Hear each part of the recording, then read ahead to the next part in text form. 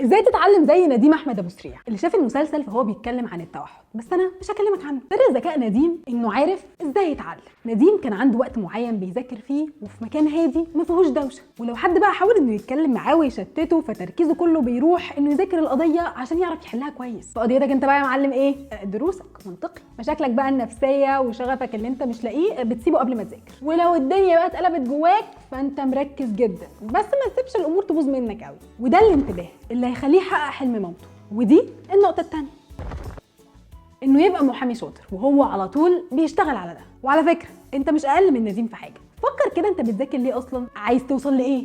بس بقى وانت بتفكر ما تبقاش بومه. خليك متفائل وما تسمعش كلام اللي حواليك فقد ايه المواد صعبه وما تتذاكرش، عشان هي بتتذاكر عادي. وما تخليش بقى حد زي عادي يتلائم عليك. فتح كده.